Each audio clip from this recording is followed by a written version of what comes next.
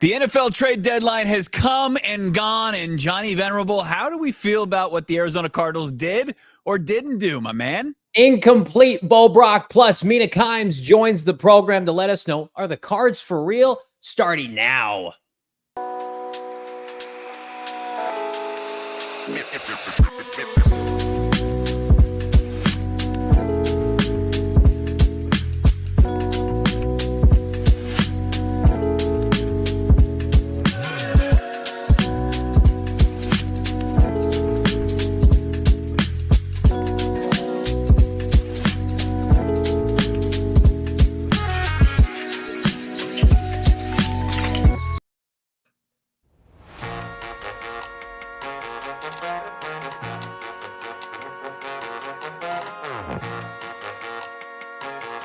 Hey, welcome in. It's the PHNX Cardinals podcast, your premier Arizona Cardinal podcast. Like and subscribe. Give us a 5-star special start time today. NFL trade reaction, rapid reaction here on a football Tuesday. Did Monti Ossenfort do enough to help get this team to the postseason? I'm Johnny Venerable. It's my co-host, Bo Brock, in studio. Damon, Dawg, producer extraordinaire behind the mic. This show, of course, brought to you by our phenomenal sports betting partners at Bet365. Download the Bet365 app today. Use the bonus code PHNX365 when you sign up. Choose your offer. Find out why. Whatever the moment, it's never ordinary with Bet365. Bo, how we feeling? Trade deadline came and went. There was some action, but not from the Cardinals general manager. He reserved it all for Monday. That's right. His move, a 6th-round pick in the upcoming draft for pass rusher, converted off-ball linebacker Baron Browning, who comes over to the Cards to help that, underperforming, undermanned group. And that's it. That's the move. That's what you get. We got Baron Browning, and then we've got Zaven Collins already in the fold, and then in kind of a hodgepodge of some complementary players. So I think a lot of Arizona Cardinals fans are saying, that's it. That's all we get. And you'll take your rotational pass rusher and you will enjoy it. Yeah. Eat your vegetables. Yeah. Eat your vegetables. I think there's a couple different ways to look at this. You could say, well, I was expecting nothing. The Cardinals did something. I'm happy with that. I see a lot of that on, social media, and you're not wrong to feel that way. Then I think there's the school of, I don't mind the move, but I think you should have done more with regard to ensuring this team a spot contention for the playoffs, the NFC West. I think that's where we're at. And then there are people who are like, this is a throwaway pick. Go out and do, big sea fishing.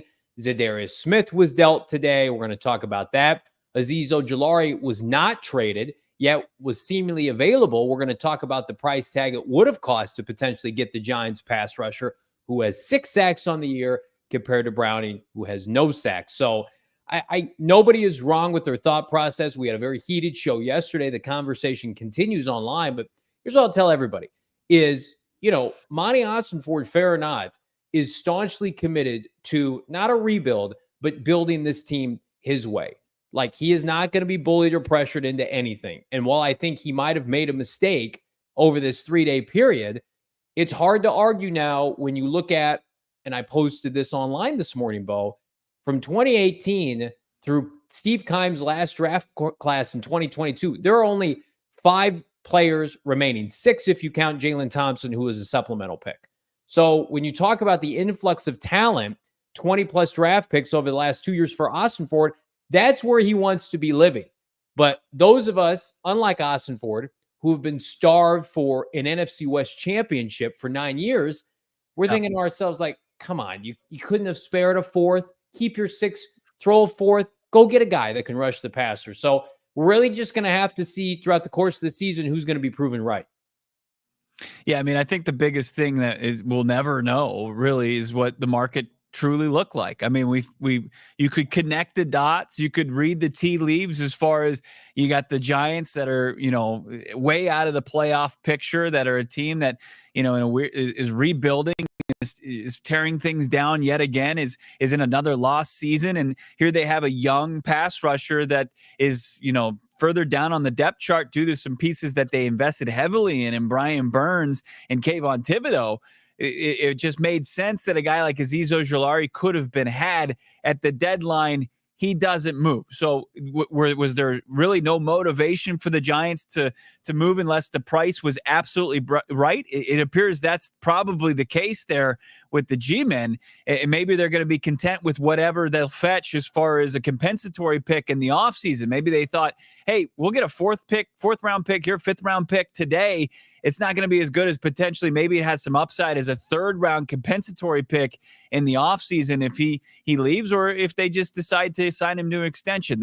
Those are the things that you have to factor in here. When it comes to Zadarius Smith, 32 years old, under contract beyond this season, a bit longer in the tooth, doesn't fit the criteria usually that you see in Monti Ossenfort when he goes out and seeks players. He wants them more around like 25, 26 years old, not in their 30s. Maybe that just played.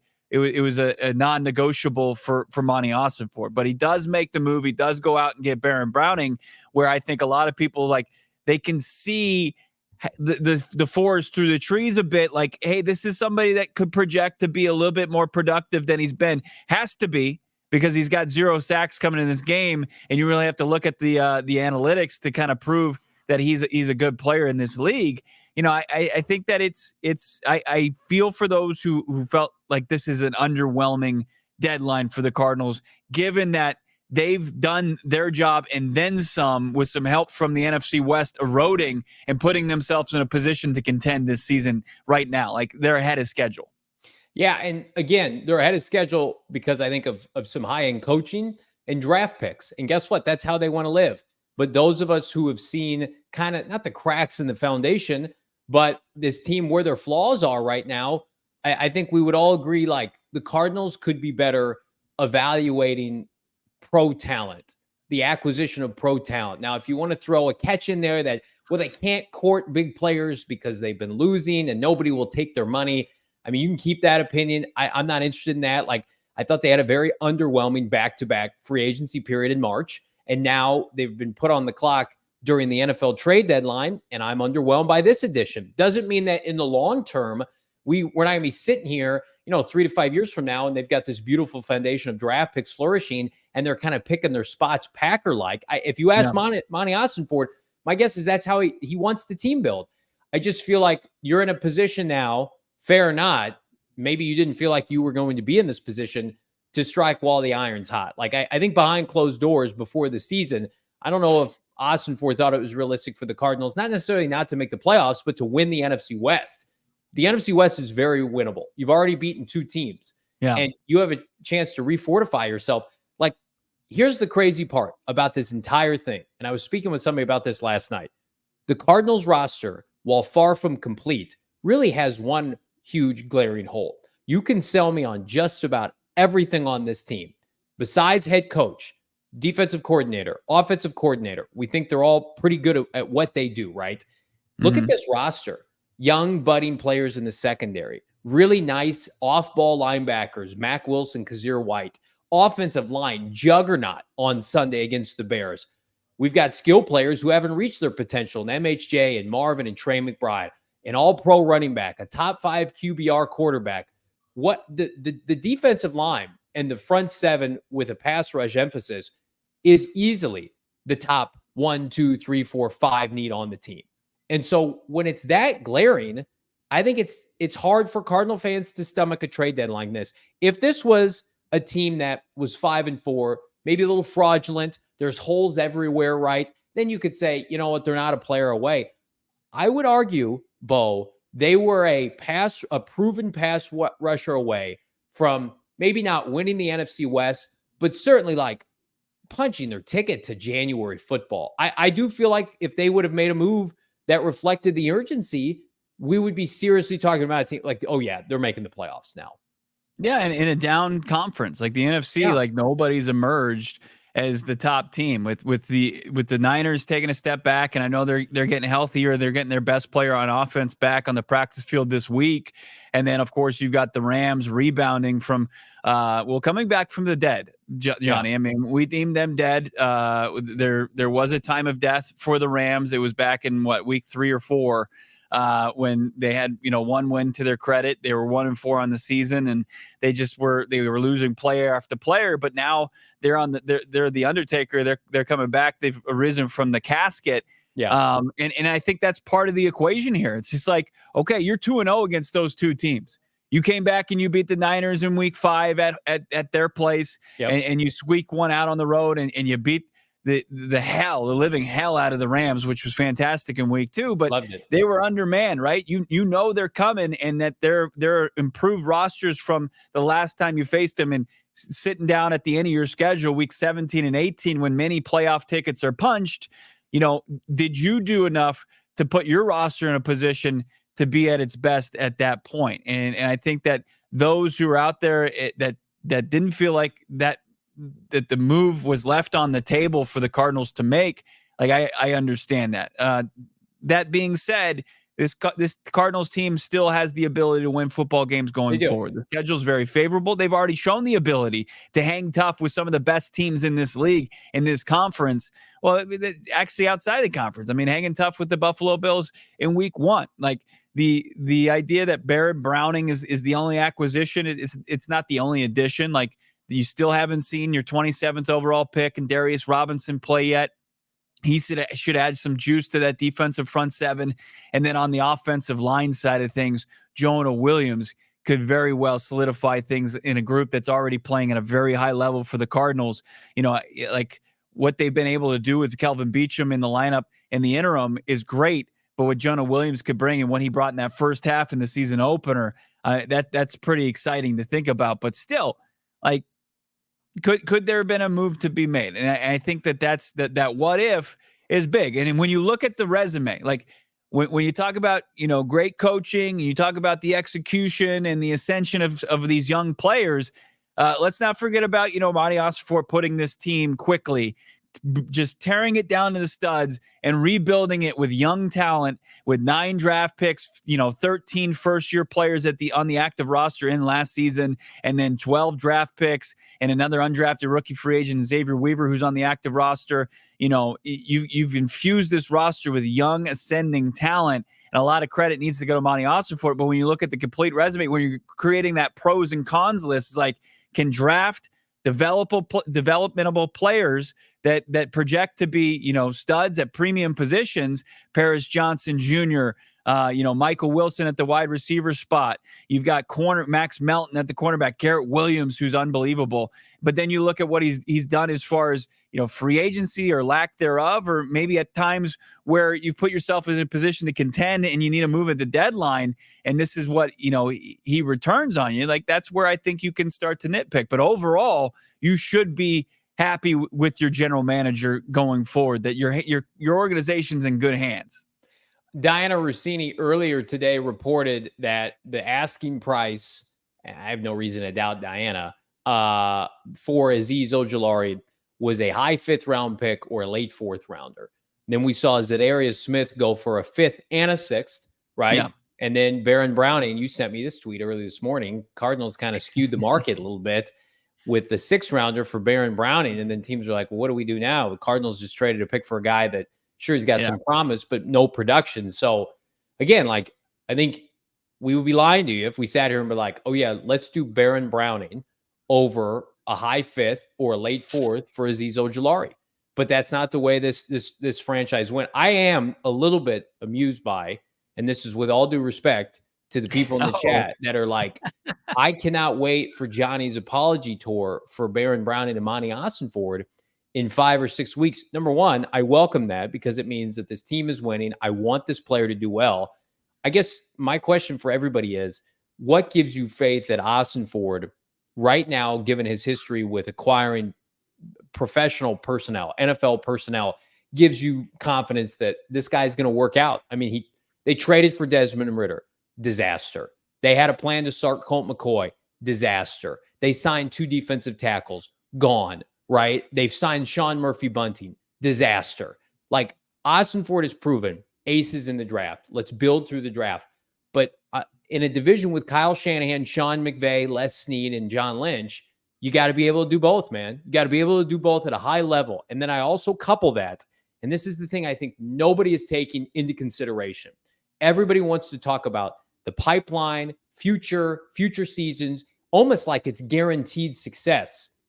I need to see Kyler Murray complete multiple seasons healthy. Again, and again to feel great about, oh, I'm going to project things, right? We're Kyler Murray, knock on wood, God forbid, an injury away from, it's over. You got to go and pivot. Don't make that face at me. Like, that's a I real don't like thing. that So argument. I don't like that argument. I just don't think that, like, he's been hurt every year he's been in the NFL. Right, but you're still he's on your roster as your franchise quarterback with the intention of him being available to you. Like, you don't like obviously you prepare for any draft, any offseason to set your roster up for the best success. And you're going to look at, any position in quarterback going forward will be one, like, good organizations do it, even though they have one, because it's such an important position. But, like, to sit here and say, like, I can't be, I can't give it, like, my blessing because I haven't seen Kyler Murray play 3 healthy seasons since Monti Ossenfort's been here in his 2nd season. Like, that just makes zero sense. Like, it's putting my brain in a pretzel right now. That they're in a position to win the NFC West. You can add a player to help you, but then there are people saying just wait until next year, the year after, just assuming that this is something that we're just rest assured is going to be like a given. This is not like Josh Allen Iron Man streak here. Like, I'm making an argument to strike while the iron's hot, because you just never know right now. Like, his track record has not been he's never completed an NFL season healthy. So you're in first place right now. It's not a knock against K1. It's just, I'm looking at the resume. No, and I don't take it as a knock against K1. Okay. I don't think they're moving off of K1. And I think, again, if he's healthy, he's the quarterback, hopefully for the next half decade. But I also feel like, again, this is not a position where you can just be like, you know what, we're good. We're going to just stack every year and assume we're going to be in contention. Like, there is something to be said about what Washington did today, trading for a Pro Bowl corner, giving up premium picks with Jaden Daniels, who's already been hurt this year. They've got the 2nd most amount of cap space this offseason. They're not sitting here saying, you know what, this year doesn't fit our timeline. We're just going to defer to the Philadelphia Eagles. You got a team in Washington that hasn't won anything, and they're like, we're going for it. We're not giving up everything, but we're going for it. I respect that. Yeah, look, I think that they obviously look at their off season where they feel like they can retool through free agency. The Cardinals have $125 million in caps. They should be able to do the same thing. I understand. Yeah, but I think that you're looking at 2 different situations. Like, they were able to go out there and they spent heavy on Lattimore. Like, was it an overspend on Lattimore? Did they overpay for Marcus Lattimore? They're trying to win an NFC East. I don't know if it was necessarily the best deal. I get it. Like, hey, go for it. Like, you got to respect the move from Adam Perry there. But yeah, I'm not going to sit there and say things are the same. The Commanders are sitting there with 2 losses. It's a little bit, I think that they feel a little bit more comfortable top to bottom with their roster. And, I don't think that they've been as transparent as the Cardinals have been as far as how they're going to build this roster. And they'll say going into this year and over and over again that they're a draft and develop team. Going into this year, you would have unequivocally said the Cardinals have better personnel than the Washington Commanders. Yes, right. The Commanders have gotten high-end quarterback play.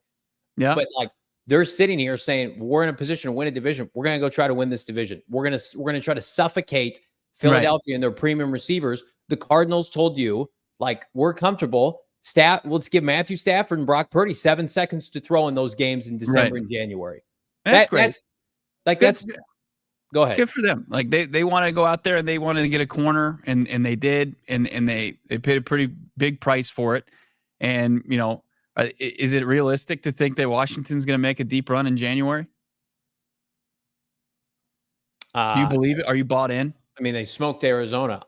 I just think it's funny that with Washington also leading their division in year 1 of their rebuild, almost the exact verbatim scenario. The Cardinals is coming off season cap space, all that, new coach.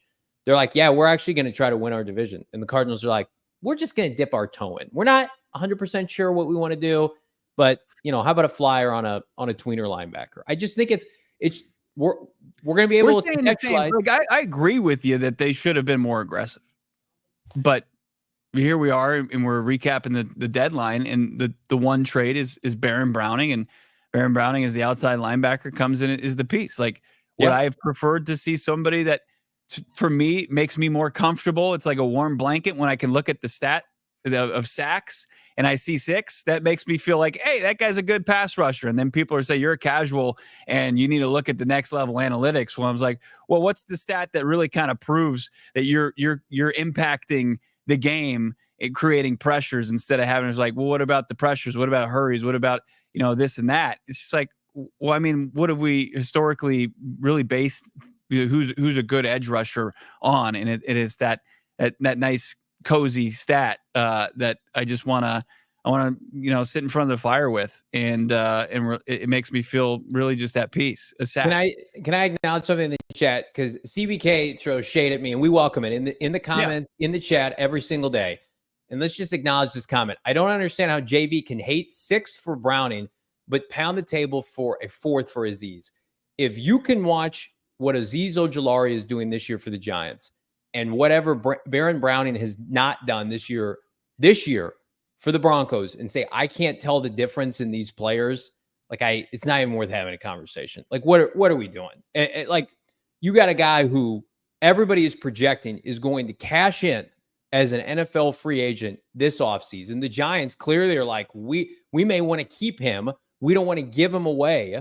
And he's got 6 sacks on the year. And every time I watch the Giants this year, he's jumping off the screen. Like, they lost Kayvon Thibodeau to injury, and he is smoking people off the edge.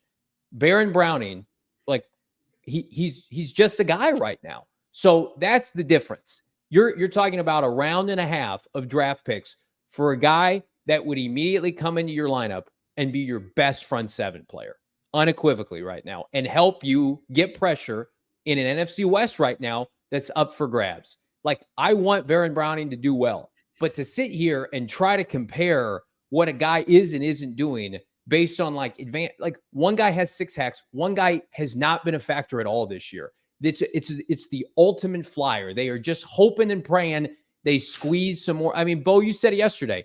Like, Craig and I would love to see 4 sacks. Like, realistically, what are we probably looking at? Like 2, maybe, from Baron Browning? 2, 3, yeah. Some Look, pressures if you there. get that for a 6th-round pick, you'll welcome it. Ojulari's giving you about a sack 2 out of every 3 games right now. So that's the difference. So if you don't value that, CBK, then it's not even worth having a discussion. But I can't. One guy is producing, one guy isn't. They clearly are going to go with the guy that isn't and hope that they can make him into something in their defense. Well, especially with how masterful Monti is, especially during draft time, that 3-day, the 3-day stretch in creating picks into more picks. Like, you guys, like, you protect these precious picks, like, that they all hit. Like, they're all going to be like, I mean, we had John Gaines see some time at fullback, an interior offensive lineman. Like, he's barely played. That was a 4th-round pick. You got Rabbit Taylor Demerson, who we're all excited about. That's a 4th-round pick. But those are guys that aren't impacting the team right now. They're more kind of guys who you like what they project to be. Yeah. But, like the player that just came in, you love what he projects to be, but this is a production league. And when you see a guy like Azeez Ojulari producing, and that could be had, and according to Diane Rossini, could have been, but nobody wanted to meet the Giants' asking price for whatever reason. It's strange, and it's strange that the deal went down on Monday, and it was just like, okay, well, this is the deal we're gonna make, and it really didn't feel like there was any intention of doing anything beyond that. Especially with Monti's ability to create day 3 draft capital on the fly by dealing with bad teams, when he's got a lot of trust and conviction in his draft board. He's like, I'll slide down 5 spots if you flip me a 4th or an extra 3rd or a 5th or a 6th. Like, it's possible. Like, don't put those picks on a pedestal. Like, they very rarely pan out. Like, Craig Morgan's going to have I think it might even already be up there on gophnx.com about, the shelf life of 6th-round picks. It's not long. So I don't think like 4th or 5th-round picks is much better. I think it was a buyer's market, clearly, because there was minimal movement, and I think there were more players available. But at the end of the day, like, I think teams are looking at it, to your rationale just now.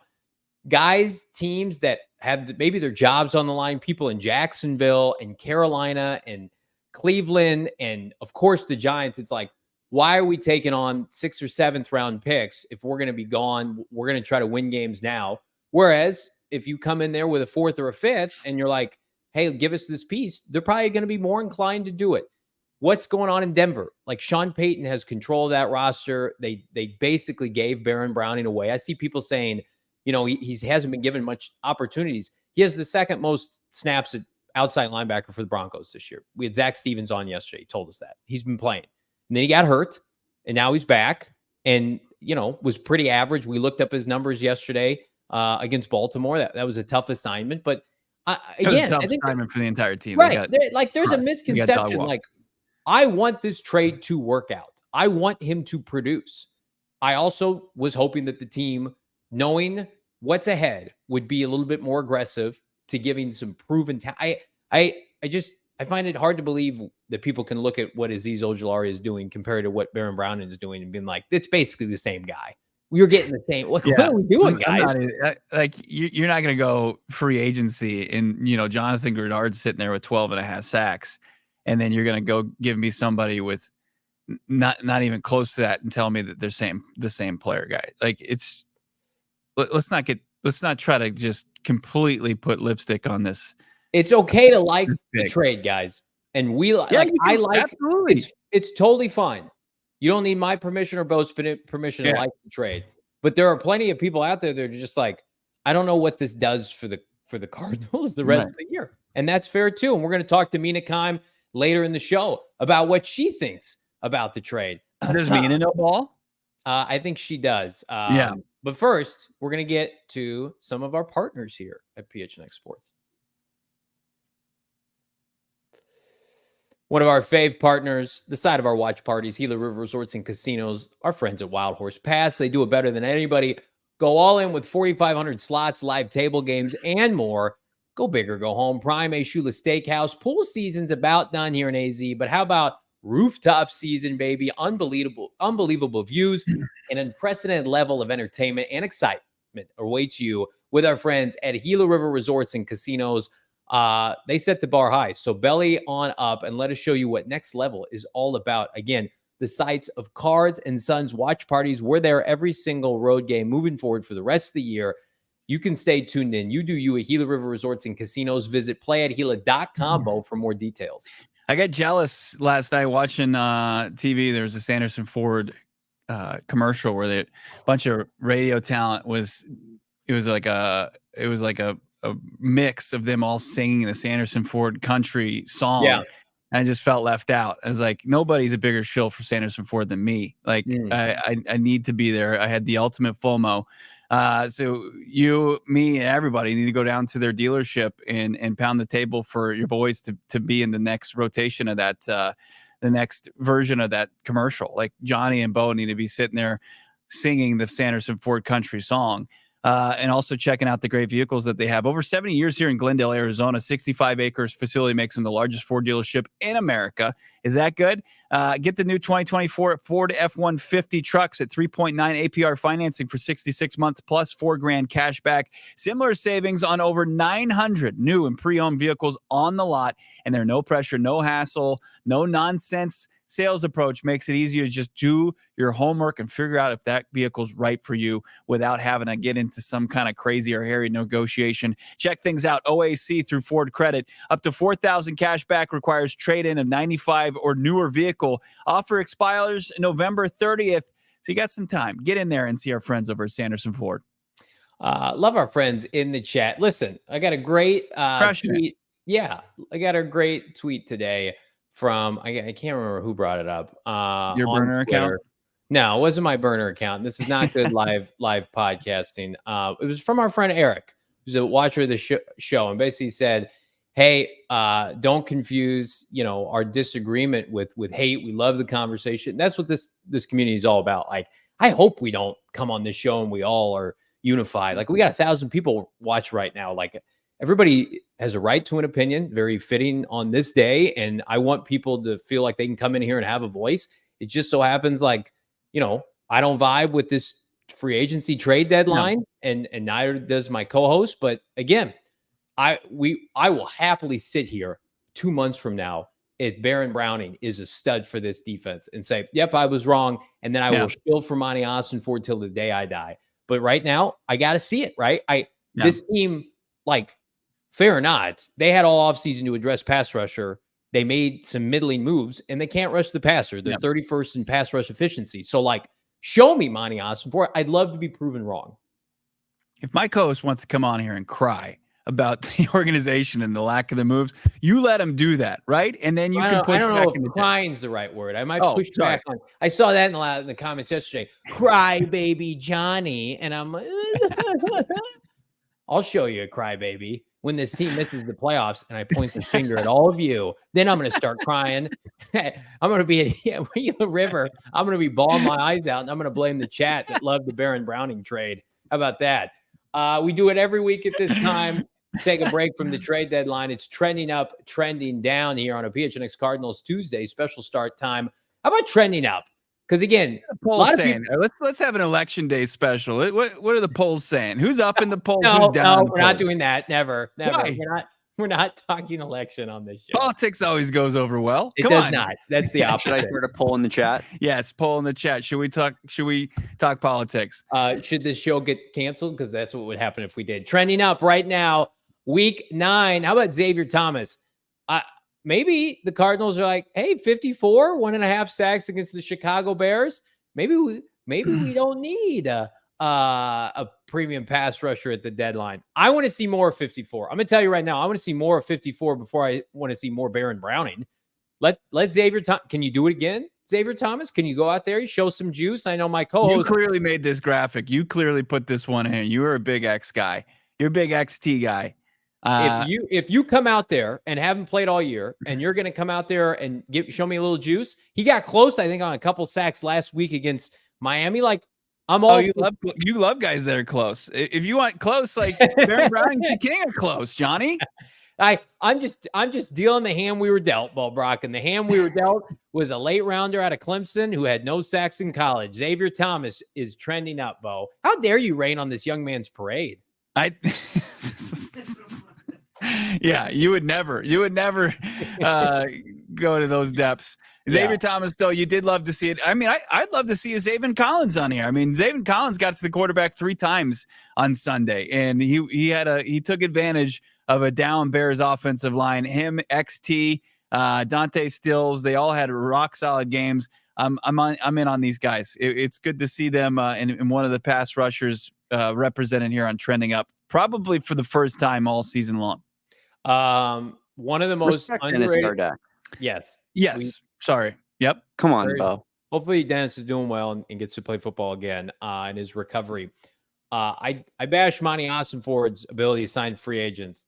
Evan Brown might be the most underrated free agent pickup that he has had. Every offseason, it feels like Ossenfort signs a good offensive lineman. 2 years ago, it was Rolled. Evan Brown, let's see that graphic again, Damon Dawg. Evan Brown on the year. He's on a 1-year contract. You don't think the Seattle Seahawks would love to have Evan Brown? He got a 2-year deal, didn't he? Did he get 2 years? Yeah. I hope so. Here's Evan Brown's PFF grades. Right under 70 overall. How about a pass blocking grade of 73.1? 2 sacks allowed. He's played 521 snaps with 1 penalty.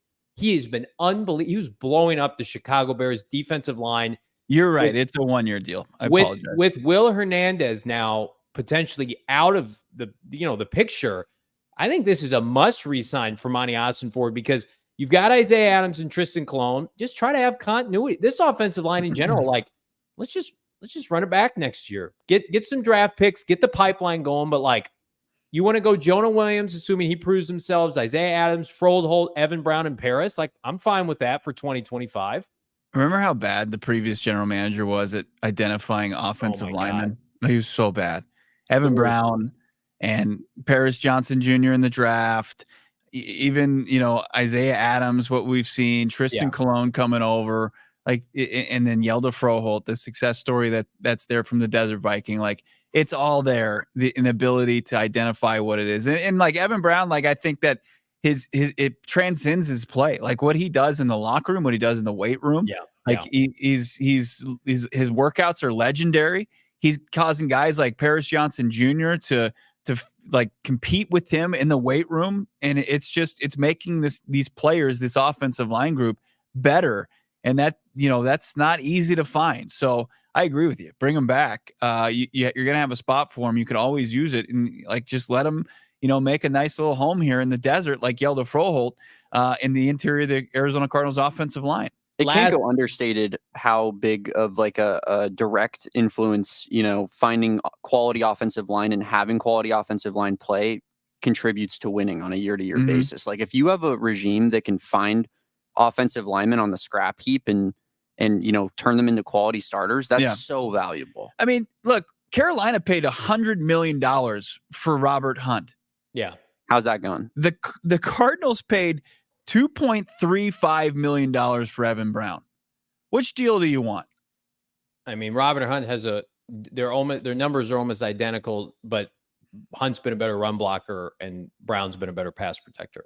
But for how much? Like, what's the, it's not even comparable. Yeah. It's like a 10. Yeah. It's a must re-sign this offseason. They have more money than God, $118 million. Like you're going to be able to pay him if you want him back, and I would imagine they will. Here's a really good sign for this Cardinal defense while we await the pass rush. The cornerback room, can I just say it's arrived? Like Garrett Williams right now is one of the best. I got a text from somebody in the league telling me Garrett Williams is one of the best players in the NFL, period, right now. He has been absolutely sensational. He's got a 72 PFF rating, 72 I think it's 72 in coverage. But then you watch him, how he breaks on the ball, thwarting balls away. Then you couple that with Max Melton's getting better every week. Don't let people tell you otherwise. Like, watch the game with your eyes. The Cardinals, with no pass rush, are leaving Max Melton on the island against guys like DJ Moore. And then Starling Thomas is out there. Like, for a third corner, Starling Thomas is doing a hell of a job. Like, Sean Murphy Bunting, I think you just keep him around as, depth. But, like, those are the three corners I want to see on NFL Sundays. Kudos to Monti Ossenfort. Kudos to Jonathan Gannon, Nick Rallis. Like, it's like we teed it up in the first segment. You got confidence in damn near every unit on this team right now, -1. It's awesome. Garrett Williams is an absolute stud. Like, this guy needs to be celebrated more. Talk to Nick Rallis today. Talked to Nick Rallis and Jonathan Gannon last week. And people want to get to know Garrett Williams even more, a second-year player out of Syracuse that, the Cardinals benefited from him, coming off in an injury and slipping in the NFL draft to the third round. This is a guy that they have to monitor away from the facility as far as how much work he's putting in, as far as is he putting in too much work? Like, they want to be able to streamline how much work he's doing. Like, he'll have his mom come to town and he won't let that, bother his process in getting prepared for each and every week. Like, this guy's a tireless worker. He's one of the most athletic guys. Like, the two pass breakups that he had against the Bears last week were fantastic. He had big plays, big hits. He's not afraid of getting, in on physical and taking down running backs. Like, this guy's the real deal. Like, he's going to be, if not the best slot corner in the league here soon, but he's on his way. Yeah. He and Paris Johnson Jr. and Michael Wilson are the anchors of that draft class thus far. And then you mix in Dante Stills. I mean, it's the exact kind of production that you want. Mari Dermicado is an undrafted rookie free agent. I mean, Starling Thomas and Elijah Higgins. That's why the man didn't want to sell his draft pick today. Yeah, pretty good. I'm just selfish and want a division title. Let's look at trending down. And we're having some fun. Is he wrong for that, folks? Is Johnny wrong for wanting a division title for you guys? I'm sorry. They're gonna win the division 2025 to 2035. They're gonna go on a Don't apologize, Johnny. Let's look at trending down this week. So we got some good ones. We got some bangers. Trade Buzz kind of took a dump today. Full transparency, I made a short with my tremendous co-host Bo Brack, who edited it for me. And I did a top 5 trade candidates, and whammy, the Cardinals didn't do anything to add any of those players, which was disappointing. But we powered through. The Cardinals did make an addition, but the trade buzz kind of came and went. It did. Baron Browning, take that. That's what you get. And on to post deadline. Yeah, the buzz was bigger than the results there, and that's unfortunate. I love this next one though. Yeah, the Bears fans not feeling the buzz. The sad Bears fans there with with their $12 brewskis. Doesn't that look like Greg Bragg's on the right It there? does. It looks like both of them. Like if you merge those two together, it would be perfect Braggs. Yes, he's the love child of those two. Well, like I'm just the Chicago Bears. Like they'll be back. You know, we assume in a few years to play here once again. Jeez, the Bears didn't play very good today, huh? Oh, geez, it cost $2,000 to fly out here. All 5 of Yeah. us. Man, that's rough. Yeah. P.S. Don't let the door hit you on the way out. Respectfully, Yeah. it was great to see them. Mr. AZ Sports had the video. We showed it on our post game of them exiting out the doors in the third quarter. It was like that game wasn't even Good effort, watchable for Bears. Bear fans. Greg Braggs Imagine- came into my office Mhm. and tried to stake his claim and bear down, which of course everyone knows the University of Arizona came up with first in 1926, and he was saying that we stole it. Unbelievable. They completely took it from us. Erroneous. They try to claim it now. Feels like we kind of won that battle after the blowout this That's weekend. when you say kindly leave. Can I tell you? Kindly leave. Roy Could you- Lopez said it's ours. Could you imagine being a Bears fan? You're 4-2. You're drinking all the Kool-Aid. You're like, I'm gonna book a trip to Arizona to watch the Cardinals lose to the Bears, and then you watch them have the Hail Mary, and then you turn around and you fly here and you watch the DeMercado play. What kind of fresh hell is that? That sounds fantastic. The Hail Amari. It's fantastic. Yeah, it is very good. 105 yards on 2 like half closing plays by their defense from a defensive coach. And then lastly, great. trending down, last but not least, no sack streak. We're not going to get wrapped up about it. Bears fans still have a good front seven, especially with rushing the passer. They got a couple sacks, couple like gimme sacks. Elderford will also sack Kyler Murray. He poked fun of it today on social media. We got more good stuff around the corner, including your reactions to the trade deadline and Mina Kimes that's coming up on PHNX Cardinals. But first, again, Arizona Cardinals, a 1-point favorite right now ahead of the New York Jets with our friends at Bet365. I was talking to somebody today. I was like, I think you hammer the money line, folks, with the Arizona Cardinals. But if you do anything on the gambling scene, do it with our friends at Bet365. They've got 90 million users worldwide. They offer the widest range of games, market availables for live in-game betting across 78 sports. We're in peak betting season. NBA, NFL, college football, NHL, whatever you want, they've got it. Use the bonus code PHNX365 when you sign up. Deposit $10. Choose between 1 of 2 offers. The bet and get first offer. Place a $5 bet or more. Automatically get $200 of bonus bets. No questions asked there. Or go big or go home. First bet safety net offer. By placing a bet up to $1,000, if your qualifying bet loses, you receive a match refund in bonus bets. But you got to download the Bet365 app. You got to use the bonus code PHNX365 when you sign up. Choose your offer, find out why, whatever the moment. It is never ordinary with Bet365. Now, you got to be 21 years and older, physically located here in the great state of Arizona. If you or someone you know has a gambling problem, wants help, call 1-800-NEXT-STEP.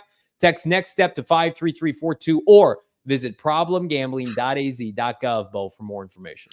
We were talking about those loser opposing fans and how they're trending down today. Well, let's continue to have them trend down by you gobbling up some more Cardinals tickets by utilizing the Game Time app. For just $41, you can watch the Arizona Cardinals beat up on Gang Green and Aaron Rodgers and the New York Jets. That's going down this Sunday. You can get in the door $41 plus. You can get yourself some parking tickets. How about parking passes for just $4?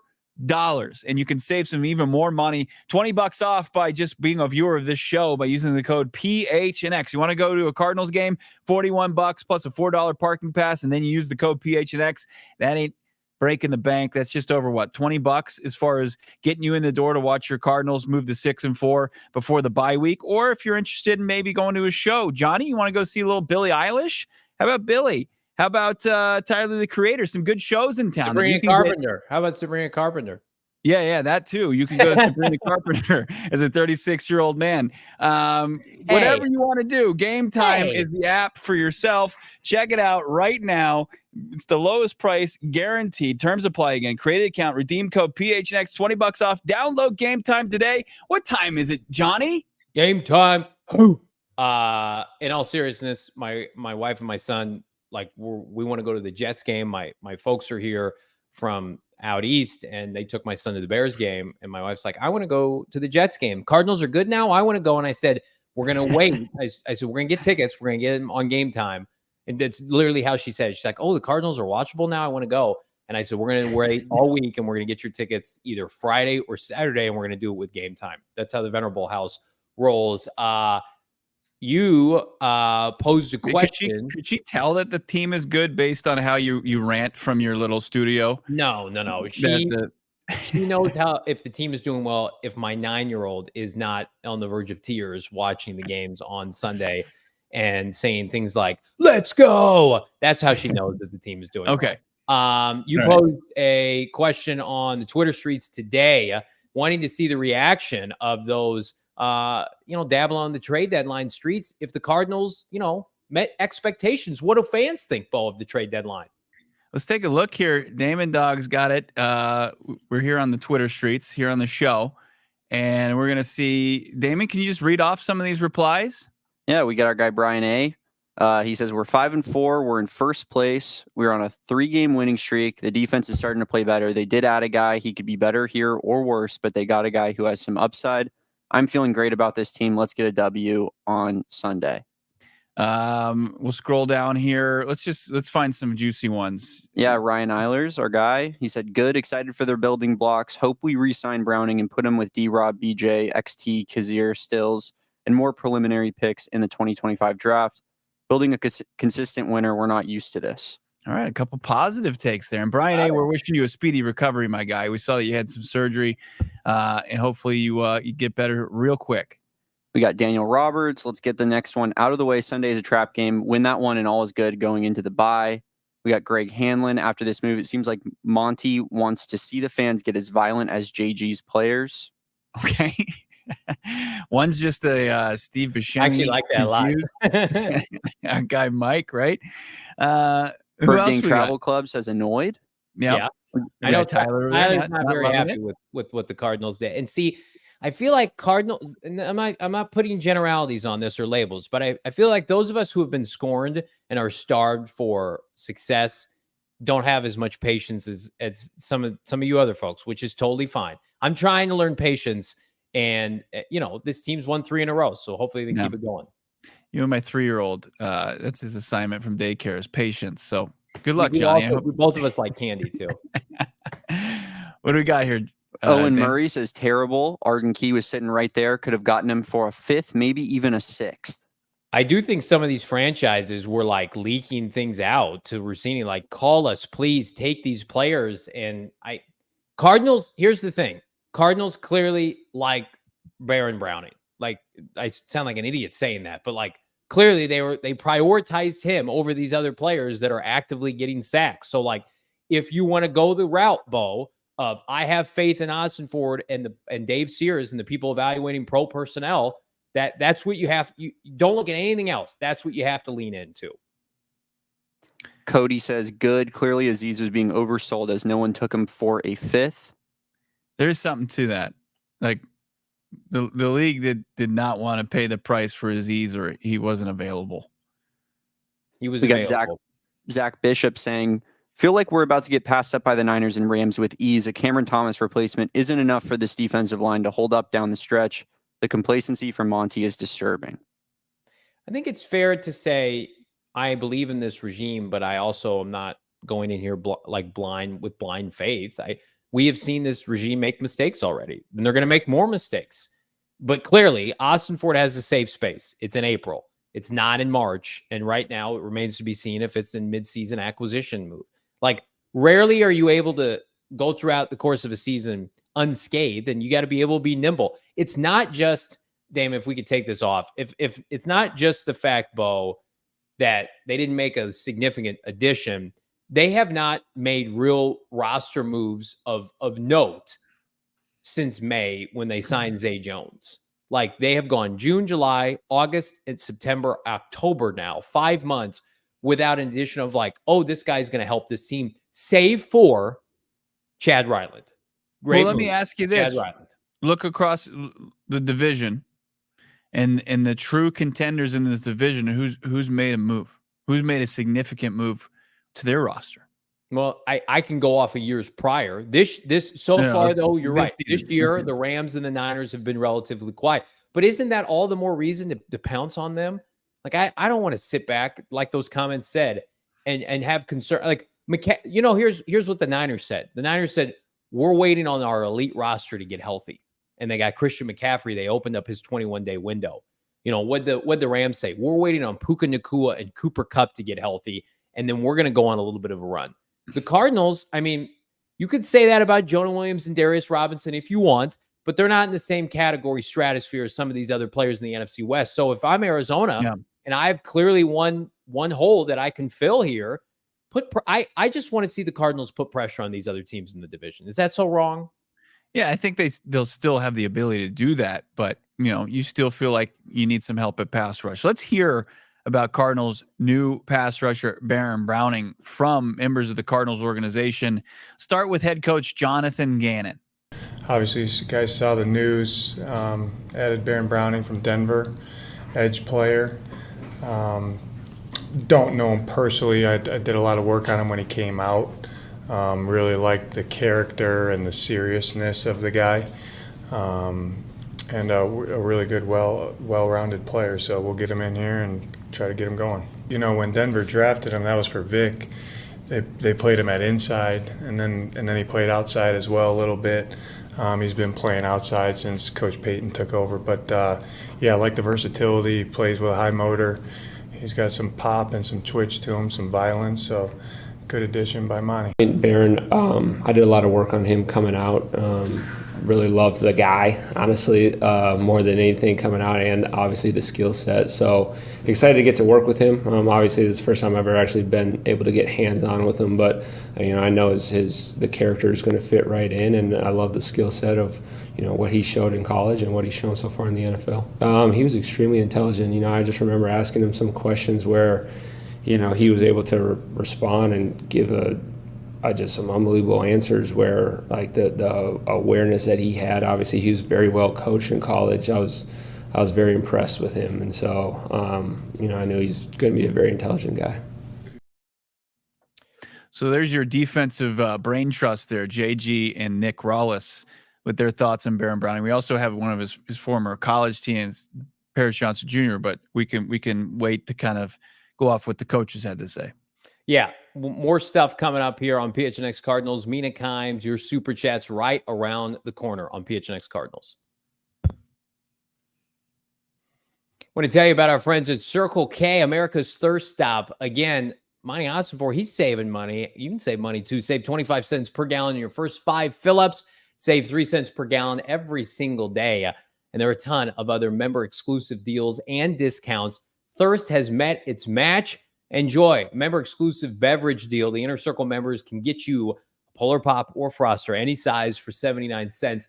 The heat has finally cooled down here in Arizona, but the deals, they're heating up like never before with our friends at Circle K. Join the Inner Circle for free by downloading the Circle K app today. Again, go to Inner Circle, exclusive deals and discounts. You want to find them. There's a ton. Go and get them right now. Save money every single time you're pumping with our friends at Circle K. Terms and conditions apply at participating locations. Visit CircleK.com for more details. I got to tell everybody about what's going on with our friends over at Chicken Pickle. It's going to be a big couple of days with our partners over there in the West Valley in the shadow of State Farm Stadium. Of course, the best place to go play pickleball and get some delicious food and drinks, enjoy great table games and more. Plus, how about our trivia night going down on Thursday night? You're going to want to enjoy the entire PHNX crew. You got prizes.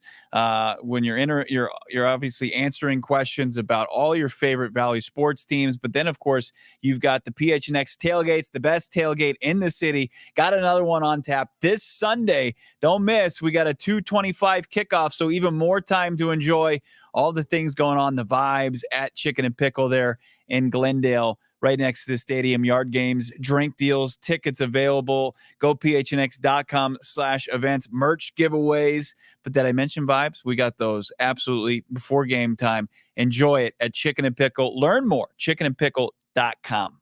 Everybody drop a like on this video. Everybody drop a like here on a trade deadline Tuesday. We got Mina Kimes right around the corner. Let's debrief a little action from those comments, Bo Brock, with regard to the newest member of the Arizona Cardinals and Baron Browning. And again, like if I didn't know any better, like how they're describing him, he reminds me of like another Mac Wilson. You know, he's played outside, he's played inside. Is he an off-ball? I remember he coming out like he was an off-ball linebacker, it felt like, at Ohio State. And I'm like, oh, is this another guy who's maybe suited for like a 4-3 off-ball linebacker? But now it's clear the Cardinals, like, is it known like the Cardinals are going to rush him off the edge? Like he's going to play opposite Zaven Collins? Do we know that definitively? I mean, just based on like need, probably, right? That he's going to be a guy that's going to be coming off the edge and playing, you know, at that spot. But like Mac, you know, the ability like to kind of keep offenses on their toes. Where's he going to line up? What's he going to do? Is he going to drop? Is he going to rush? I mean, I think they like that. Like he is a chess piece. There's no doubt about it. And I think like that kind of gets lost in the other conversation of should they've done more at the trade line. But this player coming in, he like, if I had heard that and you didn't know like who they were referring to, you would have thought they were talking about Mac Wilson because you're white. Zaven Collins, right? Many of the players that have already been, you know, added to this roster or existed on this roster before. So, you know, they have criteria, and I think that Baron Browning comes in and checks most of those boxes. Now you're looking for a guy to come in and hopefully, you know, be able to add more production than he's had so far in his NFL career, his young NFL career. Yeah, again, like I'm all for more bodies, but again, I also, you know, let's call a spade here. Like he is known for pressures and pressures only. He's not known for sacks. So I think we have to have realistic expectations. Maybe they have a clear, I would hope they have a clearly defined role for him. I think there's a problem right now going on with the Cardinals front seven where there's just not enough bodies, and people like LJ Collier are going to wear down by the end of the year. Like we spoke with Jonathan Gannon at the combine last year, and he's like, I don't want to play anybody more than like 50 or 60%. Right. They've had to exceed that because of all the injuries. So like on the surface, this move, adding him to the roster makes sense, but you got to have, you know, clearly defined expectations for what exactly you want to do with them. I think Xavier Thomas deserves more time. We talked about it in the preseason, in the offseason, like was Mac Wilson ever going to rush the passer? That really hasn't come to fruition. He's getting a lot of opportunities at it. Yeah, it just hasn't transpired. Right. And I don't know his pressure rate. He hasn't sacked the quarterback a bunch. Right now, it's like Dante Stills is your best pass rusher, and it happens to come from the inside. He leads the team with 3.5. But can you get a boost from a young player in Xavier Thomas? Can you get a boost from this kid, Baron Browning? Can Xavier Collins build off of Sunday? That's probably the biggest thing that we would love to see. A guy that they paid in the offseason. Hey, you did something on Sunday, albeit against a beat-up Bears offensive line. Can you stack a couple performances, Zaven, in a row to get this defense to build confidence rushing the passer again? Because I felt like for about a month they had no confidence doing it. Yeah. Give me your dream defensive front seven rotation. And I know this can it'll come off as a bit sad, but it also there's some elements of excitement in here. Like I got to imagine, you know, soon we'll see Darius Robinson, you know, trend towards playing again. Yeah. The 27th overall pick's got to be in everybody's dream rotation, right? So like we're looking for like 5 interior defensive linemen and probably 4 edge rushers. Yeah. If you want my dreams, you got to go to gophnx.com. Those of us that are watching on Samsung right now, plus our interview with Mina Kimes right around the corner. So jump on over, gophnx.com, become a diehard. No better time to become a diehard than now. Our special half-off deal goes through the end of today. That's it. We've already welcomed a ton of new diehards. We want to see you at gophnx.com. Limited intro offer, $48. Pick up a free hat and or shirt, exclusive access to the member Discord. So much going on. How about access to all the premium written account with our guy Craig Morgan, Gerald Bourget, Jesse Friedman. So much good stuff right now. All right, I'll give you my dream rotation, Bo Brock. I mean, Darius Robinson is starting next to Dante Stills with a little bit of LJ Collier and Ben Stilley behind. Like that's the foursome at D tackle. And then, you know, we've got Roy Lopez. That's a good mix. Roy Lopez on early downs. Okay. Edge rusher wise, like Zaven's been playing and he's getting better against the run. My fingers are crossed he can do something against the pass. And then I would probably have Baron Browning and maybe Xavier Thomas split time on the other side. Like, although somebody posted on the Twitter streets, Victor Dimukeje has like a top 5 PFF pass rush grade. So take that for what you will. So, I mean, this is going to come off as disingenuous. So hold on. So Dimukeje's he's played 2 straight weeks. He's been active, and he's got a great PFF grade. But we're not seeing like traditional production from that. So he's just good at creating pressures, I'm sure, right? And then doing the other things that you want from the outside linebackers. You're still looking for him to get home as well with Baron Browning. This group is the definition of overachievers. It's not literally blue collar, but it's a blue collar front 7. And my fear has always been with that. You're going to face elite personnel later this year. McCaffrey, Puka Nacua, Cooper Kupp, guys that get open quickly. Deebo Samuel. Like, this group, I know, can do it against Chicago. I think they can do it against New England and Carolina and Seattle. When you face these 2 other teams in your division and you need to win one-on-one, that's where the Cardinals, I think, are going to say, we just don't have enough right now. And I hope it doesn't cost them a playoff spot. This front 7 can get the job done and can get them to 9 wins. I think so. But some of us were shooting a little bit higher. But I'm open to being proven wrong, 100%. What's your rotation? Does it sound something similar to that? Yeah, it's not far off. I would probably sub in like Chris Tunga for Ben Stilley in the same defensive front rotation. It's, maybe a Naquan Jones in there. I think Naquan Jones has played pretty well. So it's like those are your usual suspects there. I really want to see D-Rob. I think D-Rob can be a guy that can really help get you off the field when you need to, like, instead of seeing these demoralizing 3rd and forevers, convert it. Like, I think if Baron Browning and Darius Robinson can help in the containment of opposing quarterbacks and not let them get out and make a play, that would do wonders for this defense. Because as you mentioned earlier in the show, I think that they do everything else pretty well. Like, we've seen the run defense turn around tremendously since that. Remember that there was a 2-week stretch where they gave up 400 yards on the ground combined. It was brutal. And like, I think Browning's going to help with the run defense. So will D-Rob. So that'll help in hopefully turning teams into more one-dimensional offenses. And then I've got, Zaven, and I think Browning can earn himself, the starting opposite pass rusher position here in time. But between now and then, it probably belongs to Dimukeje and XT, Xavier Thomas, and then a guy like Jesse Luketa filling in when necessary. I want to see young players at this point. Like, we know what Luketa and Dimukeje can bring to the equation. Like Xavier Thomas, Darius Robinson. It's a reason why Dante Stills is lighting the world on fire. Like, give these young players that were drafted by this new regime an opportunity to flourish, and just take the results as they come. We're going to get to Mina Kimes in just a second, but I do want to make a note. You can't buy a number 18 jersey, but you can shop the number 18 collection, including this, the best t-shirt we've ever done.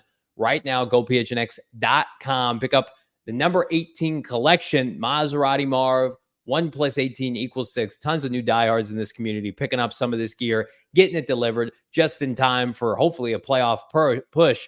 I keep getting asked almost regularly by my 9-year-old, when can we get an 18 jersey? Doesn't look like it's going to happen anytime soon, but this is available right now to order.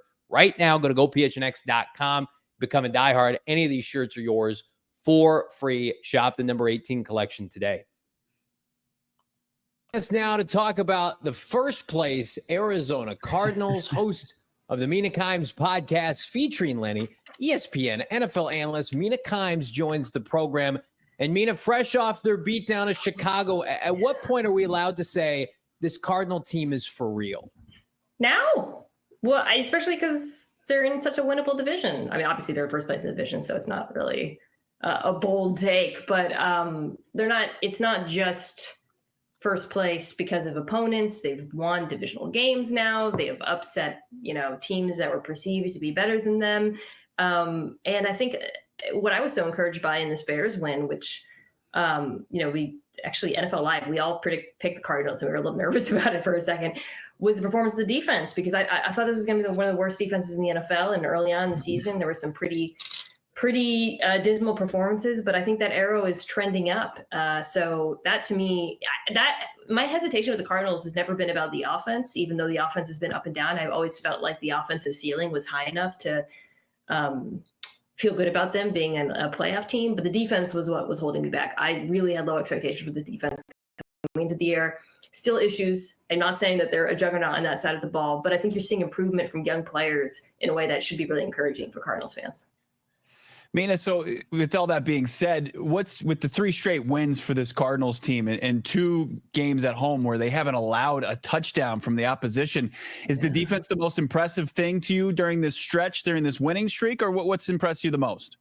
Oh, I mean, I don't know about James Conner. Good Lord, that guy. What a football player he is. And he was the offense, right, against this Bears team for the most part. But yeah, I think just when you consider expectations, I mean, let me put it this way. I bet if I polled NFL fans who don't root for the Cardinals, I would get like a 5% hit rate on names in this Cardinals defense, right? Like it has to be the most quote unquote anonymous defense in the entire NFL. So to get the kind of pressure that they did against admittedly a bad Bears offensive line, but a Bears offensive line that looked fine against, say, the Jags. There's another bad defense, or a defense that, was expected to be a lot better coming into the season. I think it's really impressive. We'll see. Right now, as of this recording, you've only added Baron Browning. I was curious to see how they would augment the pass rush. You got Robinson coming back, of course, but at the very least, you've seen a level of competence that if the offense hits that ceiling, which has done sporadically this season, can make them competitive in any game. Let's talk about the franchise quarterback, Kyler Murray, consistently top 5 in QBR this year. Yeah. But really, I mean, winning games that he has not been asked to put the Superman cape on, really for the first time in his career. And I think that's got to be the biggest blessing of the season, watching him conduct the offense, orchestrate it, but not be asked to throw for 3 touchdowns, 300 yards. We saw him do that the week before Mina against Miami. I mean, how dangerous does that make the Cardinals when Kyler Murray consistently now is, hey, every other Sunday, maybe do some stuff with your legs, but not necessarily be asked to put up gaudy numbers for this team to win? Yeah, it's such a stark contrast from early in Kyler's career and this MVP.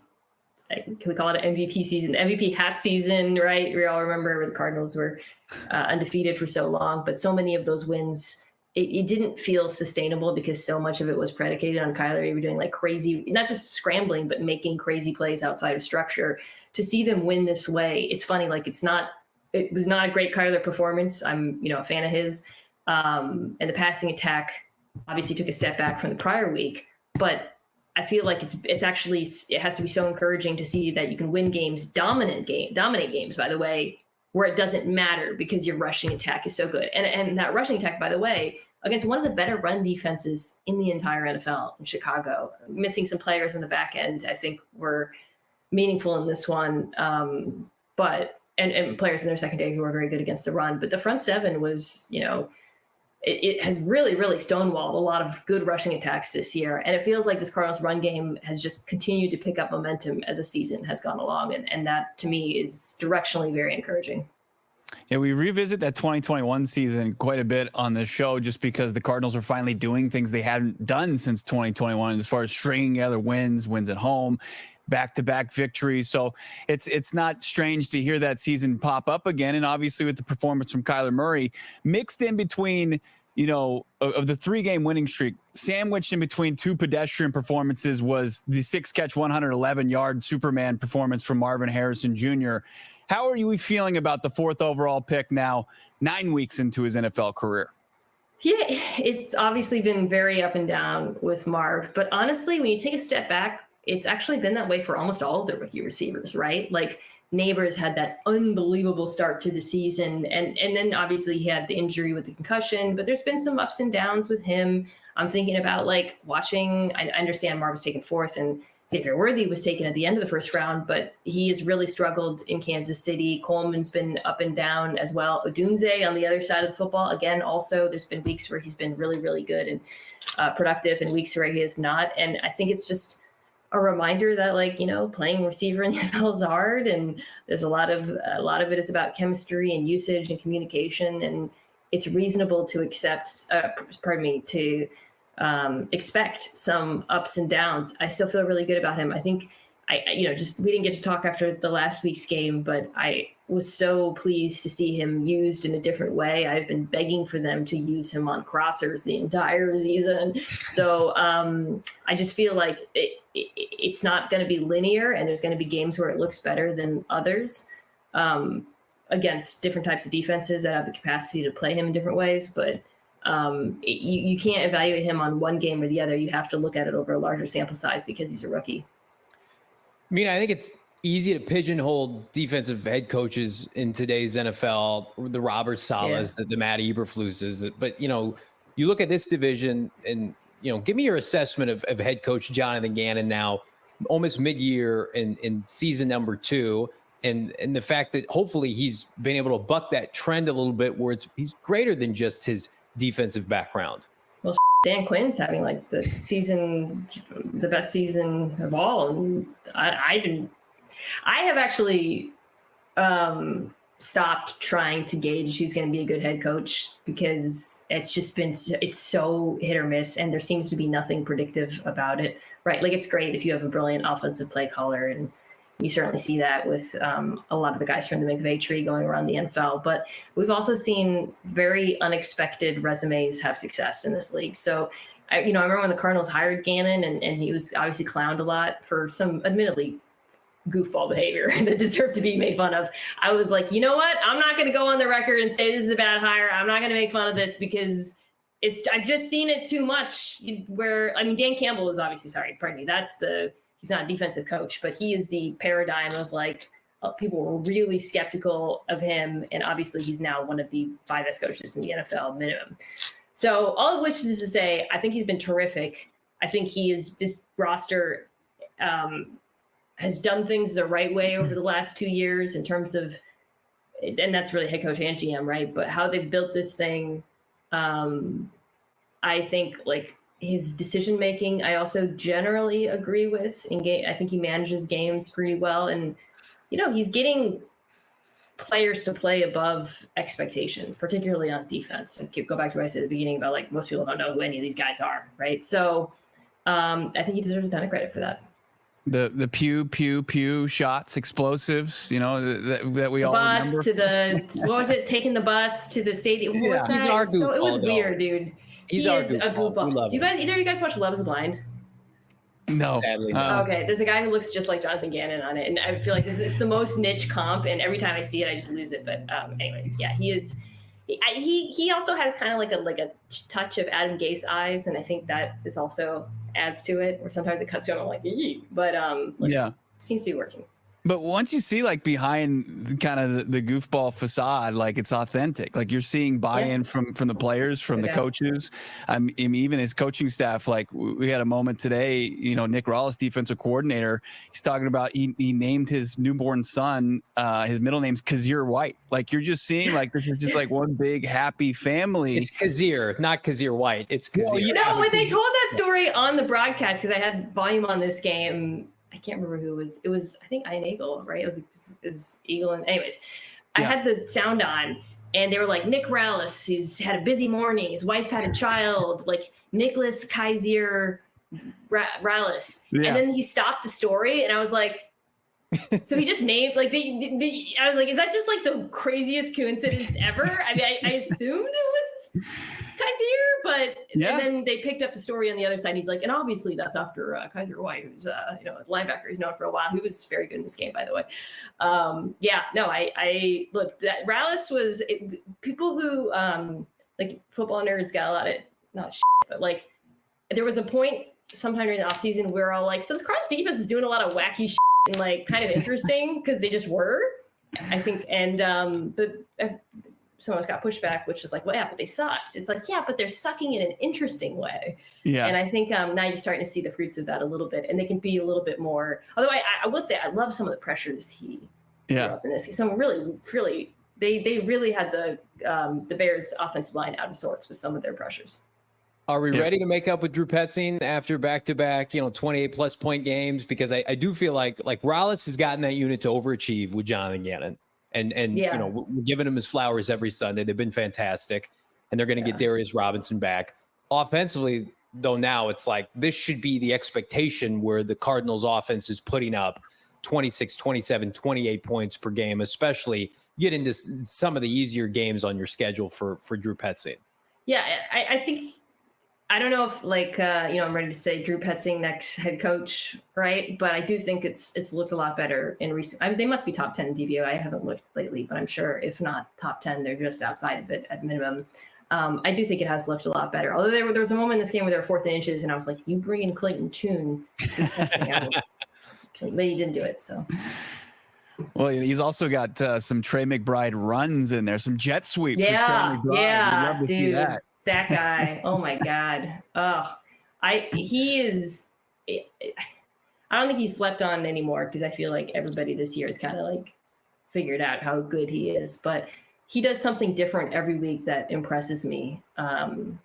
Just like such a complete tight end. I mean, I do a pod every other week with Ben Solak, and we were just talking about him. I don't even know. I guess we were previewing the game.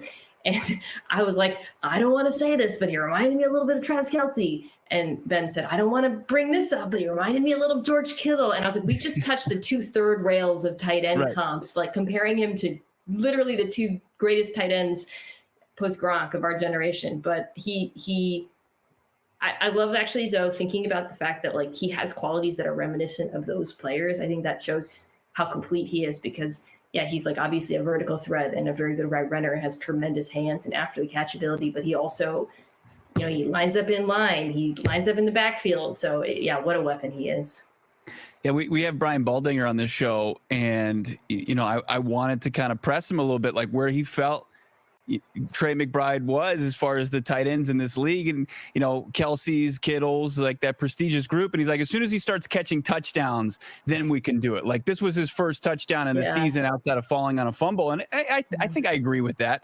Last question, Mina. Like I guess this is kind of a routinely the final question every time you come on. But as we look at this NFC West landscape, the Cardinals, stand alone atop the division. As this thinning out, but the Rams are heating up. The Niners seem to be getting back on track. What's your feel on this Cardinals and what they have to do to maybe finish this job here in 2024? I really wish they would add more pass rush. As of this recording, they've traded for Baron Browning, who I did really like him as a player before his injury. He's not been productive since then, obviously. But it's so clearly the missing piece on this team. And when you go up against teams like the divisional opponents, I believe this Cardinals offense can move the ball in any of those defenses. I think they can run the ball in any of those defenses. But I as much as I've said, hey, the defense looks competent, I am not entirely confident in their ability to rush the passer against any of those teams. So that's a very... I don't know if you guys saw Nate Silver dropping his 50-50 before the night before the election. That's my way of saying it's 50-50 in this division right now. But I really feel that way. Like I think any of these teams can beat the other. I worry about Christian McCaffrey returning for the San Francisco 49ers if I'm Arizona, because obviously that turns that team into a completely different animal on offense. But they're certainly competitive, and I think they can beat any of their divisional opponents as they already have. Yeah, you just got to hope the Cardinals didn't look ahead and say, you know what, we're ahead of schedule. We don't need to make an investment for the now, but the now is here, and they're in first place. Mina, we appreciate the time. Check her out, the Mina Kimes podcast featuring Lenny, of course, on ESPN NFL programming. Mina, thank you for your time. Have a wonderful rest of your week. Appreciate that. Go vote, Arizona. All right. I think Bo's still muted by chance.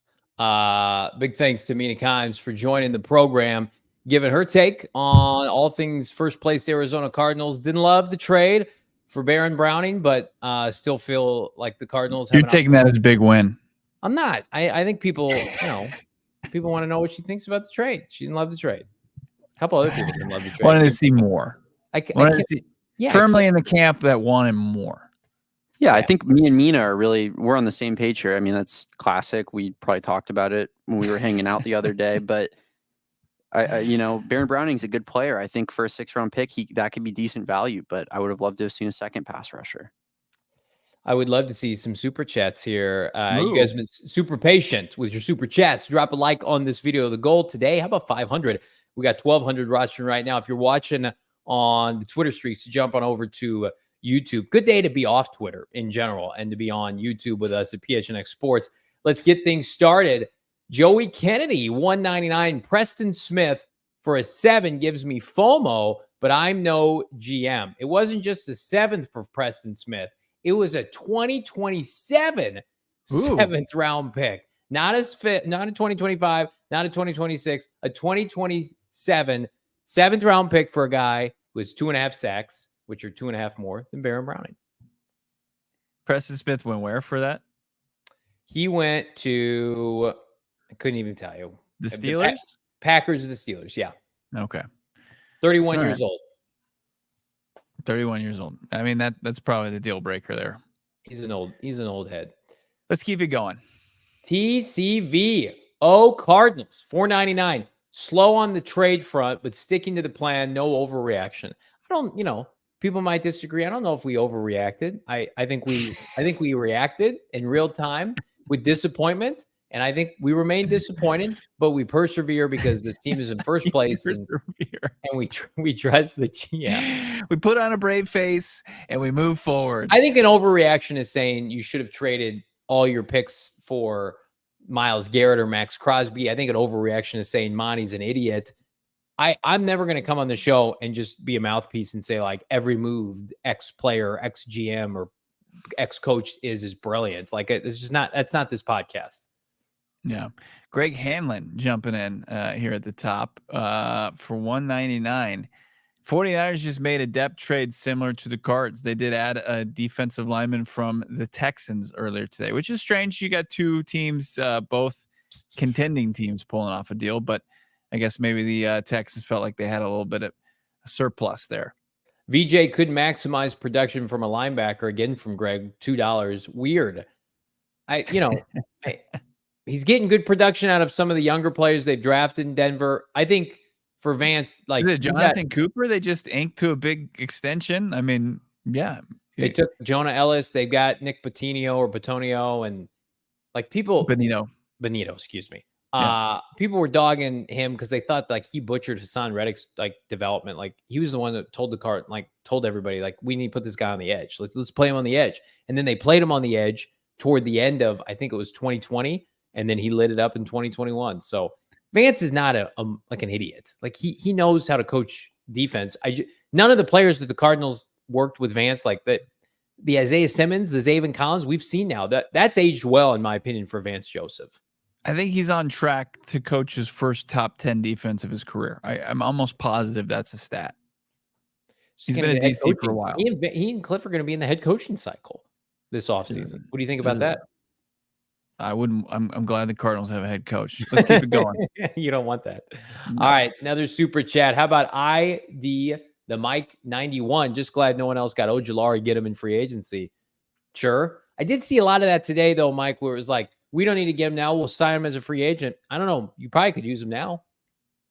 Yeah. He probably help you now. Jason, $10. Thank you, Jason. Loyal viewer of the show. Everyone's going to have their guy whom the Cardinals should have drafted.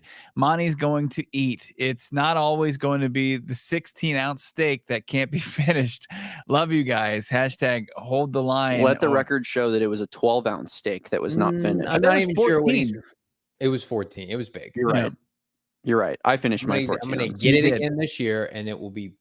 Johnny, don't make the same mistake twice. That's the problem here. You got to. We were at Margaritaville last week in Miami, and I ordered what did I order? Like an Italian beef or steak sandwich. And Bo's videoing me. We haven't eaten all day, been grinding after that Cards dub. And he's like, putting it on the Discord. I bet Johnny can't finish his sandwich. Then I finished it. And then we didn't get any kind of apology, no like rebuttal video. And it's just like, can a man just have a meal? We've come here to have a meal.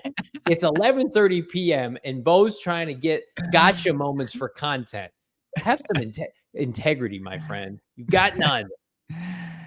It was a struggle I'll to never finish turn that. it off when it comes to creating content for these fine people. Hey, Johnny, are you going to finish that? Jesus, I'm exhausted. I'm exhausted, and I want to have a sandwich. Neo Man 15, 199. The Lions got Smith for a 5th and a pick swap. Barf. The Lions got a better player than the Cardinals. unequivocally. They pay a little bit more, but they got a better player. But he's older. And I saw some people saying, well, Zadarius wanted to go to a contender. Are the Cardinals not a contender? They're in first place. But Right. I wasn't in love with Zadarius Smith, but the Lions paid a little bit more and got, in my opinion, a better player. Well, and then they're either going to have to pay him next season, as far as he's going to be on the hook for what, $9.5 million, or they have to buy him out, which will cost some dead money towards their cap. So yeah, Zadarius Smith, there's a little bit more baggage than like, hey, can we just go get a veteran pass rusher? But who else we got? Hey, real quick, I don't want to hear about money. I don't want to hear about money for the Cardinals ever. They have so much money. Like if they have a big cap space for somebody they just traded or a big cap hit, like good, you didn't spend money this year. Cruz, $4.99. Bo, I think we're one offseason away from being true Super Bowl contenders, and we still make the playoffs, in my opinion, this year, I'm guessing. Love that. I love that optimism, and I think that this roster is on its way. They're a couple, especially at the edge position, a couple premium players away, outside linebacker that could really kind of catapult them from the middle of the pack to a team that's firmly in the playoff picture going into the season, throughout the season, and then can they take that next step? That's what we want to start to find out about this team. They're going to win at minimum 9 games. The goal should be next year, if they don't do it this year, to win the NFC West and host home playoff games. Bo, $10. Thank you so much, Bo Peterson. According to Google, 28% of players drafted between rounds 4 through 7 are retained. Why don't more teams use picks on proven players? Seems like a better use of those picks. Steve Kimes certainly thought that those picks were disposable. Monti Ossenfort would say, I found guys like Dante Stills and Taylor Demerson, who's going to be a good player. Yeah. The Cardinals, I'm making a counterpoint to my argument the last couple of days. The Cardinals roster, and you've said this, was so depleted and bare bones. Ossenfort is just sitting there like, I'm not in a position. I can't reject day 3 picks. I need those. I need those picks. They're not going to be Pro Bowlers, maybe, but they're going to help fill out this roster. Josh, $10. You're never going to prove a point using Kime as an example, by the way, with me. JV, well, Diana reported a 4th and 5th. Other reports were saying a 2nd and a 3rd. There was a reason teams moved away from him, to say if QB1 gets hurt, that's the entire NFL, not just the Cards. I will go to bat for my co-host here. The reports of a 2nd round pick, it was from a fake account. Now, show me actually like a reporter that we can trust reporting that, then you'll have my attention. But I don't think that it was ever the truth. Jalen Blair, $10. Jalen knows ball. What's he have to say? Deadline showed the Giants overvalued their players, tried to finesse teams out of high day 3 pick because Azeez is in a career stretch. NFL GM said, we are not Jerry Jones. No, thank you. By the way, can we talk about that? Yes. The worst trade I've seen in a long time. I'm saving every general manager in the league from taking flack at the deadline, were the Dallas Cowboys, and sending a 4th round pick to the Carolina Panthers for Jonathan Mingo. The worst deal. He went for in the same round as Devontae Adams, right? I mean, Devontae Adams went for a 4th round pick. Yeah, I believe you're right. I mean, they did give back a 7th, but that's negligible. Yeah. Let's put this in perspective. Jonathan Mingo lost his spot and was the 5th string receiver on the Carolina Panthers, who are awful. And Jalen Coker, who's a rookie out of Holy Cross, took his spot and put him further down the depth chart. I mean, Jonathan Mingo is a bad football player. He's not good. He was kind of a draft darling out of Ole Miss, right? I remember him, good size. Yeah, he got a lot of A.J. Brown comparisons. Sure. And benefited from that. And that was about it as far as the Jonathan Mingo story. Kind of ended after that. But what are the Cowboys doing? Like, you got Dak going on IR probably, according to Jerry Jones. You got CeeDee Lamb banged up. And then you're going out and you're making a move. You're spending a 4th round pick on Jonathan Mingo. That's the other side of this, Johnny. Like, there's some bad organizations out there. That's really bad ones. People can dog on the Bidwells. Their facilities need to upgrade. Like, Michael Bidwell's not doing that. Like, you can be upset with Monti Ossenfort and be disappointed or pray. Like, this is his roster. This is his team. I've seen people saying, like, they're putting a cap on what they can spend. That's not true. Michael Bidwell does not put a cap on what the Cardinals are spending with the salary cap. Like, does their locker room need upgraded? Yeah. Jerry Jones is actively sabotaging the Dallas Cowboys roster. So I'll defend Michael Bidwell that like he's not doing. Michael Bidwell this is Ossenfort's team. If you need any proof than that, he is not dabbling in free agency and he is drafting the players that he wants. Michael Bidwell is like, we are reaping the benefits. No, thank you. He's Kime picked all those guys. They were awful. Those were all Steve Kime. You know, I can see in the near future Johnny holding or folding with the Dallas Cowboys with the Cooper Rush, Jonathan Mingo connection. You know who I thought Jonathan Mingo was? The Panthers took another receiver. Terrence Marshall. Yeah, I thought he was the same guy. Terrence Marshall he's making the rounds now. He got cut. Yeah, he and Rondo Moore were frauding it up in that second round of that draft. Man, it's just 20. What was that? 2021. Woof. Second round of LSU. He's so big, physical. I thought that was the same guy. I'm like, why? But then I saw like Cowboys wanted this dude because he had like a couple more years on his rookie deal. They're like, he's cost controllable. He also sucks. He can't play. Brian, $5. I'm laying in a bed post back surgery, and Johnny is crying about a pass rusher who nobody traded for. 5-4. Let's celebrate 3 straight wins and beat the New York Jets. Brian, I'm going to shed a tear for you, my guy. I hope you're back from surgery quickly. And yeah, I'll cry about not getting better. Sorry. You want me to throw a parade over a guy with no sacks? Okay, let's have some standards, friends. You like Baron Browning, fine, but 0 sacks. My God, the guy just had surgery. Take it easy on our guy. No, he's in the chat. He's fair game. Brian would tell you that. Brian's in there throwing grenades. He's got to be able to take it. He's got that IV drip going. This is you got me in your ear right now, Brian. Do better. Have some standards, Brian.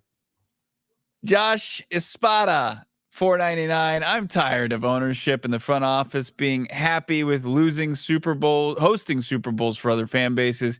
Monty let us down at the deadline. I'm not like, it's so funny that I suggest maybe giving up a 4th or a 5th for a guy with 6 sacks, and people look at that as Kime. Like, that's a Kime move. No, a Steve Kime move would be trading a 1st-round pick for Hollywood Brown. Or drafting 4 inside linebackers, tweener players in the first. That's Steve Kime. I mean, you can make a move to help yourself and not torpedo what you've built. But again, they're staunchly committed to the diet, and I respect that. Trenell, $5. He won't admit it, but Johnny has more Kime than money, and I'm seeing perfect example. The way he seems to prefer to build. Again, show me one piece of tape, Trenell, where I'm like, give up day 2 picks, give up a 1, do X, Y, and Z for bust player. We're talking about a 4th or a 5th round pick, bro. Like, come on. I challenge everybody. I know you guys are diehards. The casual people do not watch day 3 of the draft. We cover it. We cover every pick, every round. Like I want this team, when we watch them on NFL Sundays, when they're contending, to have some juice, baby. Give me some juice off the. It's all I'm asking for, just a little bit of juice. I do remember a time on this podcast. We'll call it a Kime time, when Johnny was saying maybe we should trade a 1st for Brian Burns. I don't recall that. I don't have no memory of that. For sure. $1.99. Bo, Chicago Bears fans, Italian beefs soaked in tears. You love to see it. You absolutely do. Old style, also half salt tier water. What else we got going on? Danny Redbird's $4.99. Is the extra money going to snacks in the team cafe, or can I get a splash and an amen? Danny, I'm with you. They've got $118 million in cap space next offseason. People like Kyle Odegaard, who we've had on the show, friend of the program, is like, they're going to spend it. I got to see it, my guy. Like, There's out. A floor. There's a cap floor you got to reach at some point. You got to reach a certain echelon on average over, I think, 3 seasons worth of cap. And you know, when they're saving this much, they're going to have to spend it at some point. The Bidwell be damned. And I know that's not the case, but to all those people who want to point to it, they have to reach a cap floor. And I think that's going to have to come in the form of them spending big dollars some way this offseason. Let's keep it going with Yanks. Is it $9.99 here? Yeah. To be clear, are you all saying because Cards didn't add a piece, the season is cooked, or just disappointed in the signing? No faith in the team. I think added piece or not, playoffs or bust right now. I agree with the latter. We're not saying that the season is cooked. We've never said that. I won't speak for Bo. I would just love to have a stranglehold on this division with a proven pass rusher that's going to help you finish games. Like we're going to sweat out these games against Purdy and Stafford in week 17 and 18. It's great that they mean something, but I mean, the Cardinals really didn't get after Brock Purdy the last time, and when they got after Matthew Stafford, that team was a shell of itself. So, I mean, hell, Geno Smith is capable. You got to be able to get some juice off the edge. But here's the difference. And this is where I'll give Jonathan Gannon and Nick Rallis, like Mina Kimes earlier in the show, all the flowers. This defense is ahead of schedule. Talent be damned. Like, people are finding their role. Is the secondary ahead of schedule that they can get some coverage sacks? How good is Dante Stills? Like, maybe this defense, with respectfully sticks and spit this year, practice squad guys, street free agents, just go out there and they compete and they really help themselves. I'm hopeful for that. Absolutely. Nick Z, $4.99. Bo, love the content, guys. Also appreciate the Cards putting a beat down on the Bears this past weekend from a Lions fan. Oh, it's my good friend, my dear friend, Nick Zimmerman. Thank you, Nick. Thanks, Nick. Who else we got? Kennedy here. Joey Kennedy, man. Remember when Zach Allen was on the team? I do indeed. The Cardinals tried to re-sign him. He opted to go to Denver, but it was reported Ossenfort tried to keep him in house. So let's hope Darius Robinson can become the next Zach Allen or better. I think it should be the expectation for Cardinal fans, Bo. Oh, for sure, with a super chat. We got Ruined Victory Monday, Brosus. I'm not mad. I'm just disappointed. I think there were a lot of people who felt that way. They were disappointed that they tuned into our podcast yesterday and we were dogging the team for the trade and they wanted to celebrate a win over the Bears. So I apologize if people felt taken for granted with this podcast or taken back that we didn't celebrate. I think we expected them to beat the Bears. We talked about it on the post-game show, like, Bears are not a good team. Cardinals slapped them around. It was great to see. We danced on the Bears' grave on Sunday night. Sure did. Let's keep it going here. This AZ Moses 89. Do we think that Monty will look at adding anyone that gets cut that teams were unable to trade, i.e. Quentin Jefferson, the defensive lineman, Johnny? The guy out of Cleveland, I would say, I mean, there's always a possibility, certainly because it's free. Cardinals, though, I mean, I don't think he's a vested vet. He's an older player, so you have to take visits. Cardinals now, though, are no longer top in the waiver claim. So if they want somebody, they got to go out and court them. I actually think they're going to be pretty happy with their defensive line group once Darius is back. I think, no one's cutting an edge rusher at this point, but you never know. We're in the thick of it right now. I would say there's probably a slim chance, barring, something unforeseen. TCVO Cards. No overreaction on part of Cards front office. I mean, what's an overreaction? Trading for a pass rusher when you're 31st in pass rush win rate? I don't think that's an overreaction, but stay in the course for the Cardinals, Bo. Josh Espada.